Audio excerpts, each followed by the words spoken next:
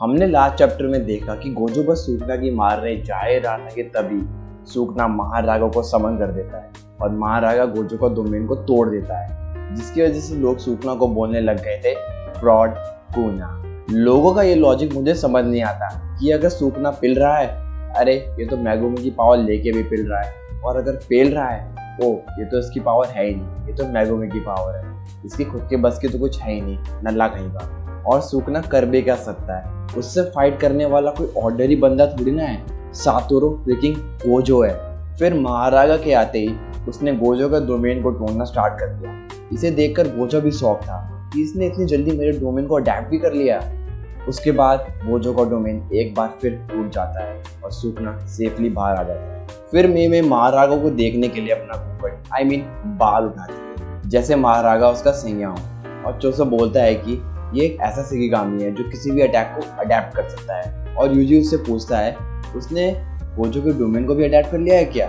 फिर नरेटर बताता है कि डोमेन एक्सपेंशन के सॉलिड ने एक दूसरे को कैंसल आउट किया 5 बार। जो गोजो का सॉलिड था वो सब कुछ टारगेट कर रहा था डोमेन में, और सूखना का सॉलिड भी सब कुछ टारगेट कर रहा था, बस सूखना को छोड़कर। इसका मतलब गोजो का सॉलिड सूखना पर एक्टिव था, मतलब सूखना ने 5 बार अनलिमिटेड वर्ड का डैमेज लिया और साथ में महारागा का अडेप्टेशन बर्डन भी लिया, जो पॉसिबल नहीं है क्योंकि व्हील सूखना पर नहीं था। जैसे यारोजू की बैटल के टाइम सूखना ने महारागा की अडेप्टेशन एबिलिटी खुद पर यूज करी ताकि वो उसकी कर्स टेक्निक को समझ पाए। क्या भाई सच में महारागा ने इतनी जल्दी गोजो का डोमेन अडेप्ट कर लिया है? ये चीज तो खुद गोजो भी सोच रहा होता है कि महारागा को आए 0.01 सेकंड भी नहीं हुए थे और उसने मेरे डोमेन को तोड़ना शुरू भी कर दिया।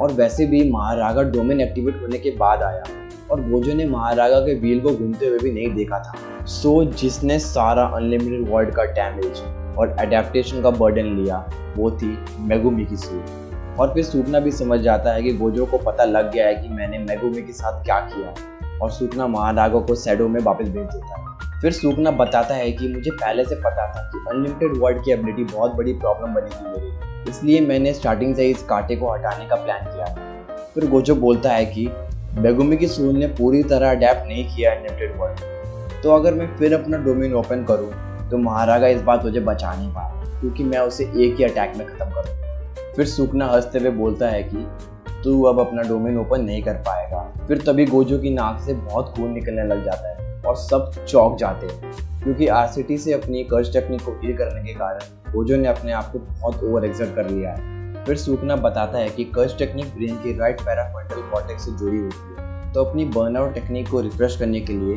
तुम कर्स एनर्जी से अपने ब्रेन को डैमेज करते हो, फिर रिवर्स कर टेक्निक से हील, जो कि बहुत रिस्की है। और गोजो ने इसे 5 बार यूज़ करा है। और फिर सोको बोलती है कि सूखना ने इसे कम बार यूज़ करा है तो वो थोड़ी ज़्यादा अच्छी कंडीशन है। फिर गोजो घुटनों पे आ जाता है और सूखना कहता है कि तू इस एरा में पैदा हुआ जहाँ मैं नहीं था, इसलिए तुझे स्ट्रॉन्गेस्ट का टाइटल मिला।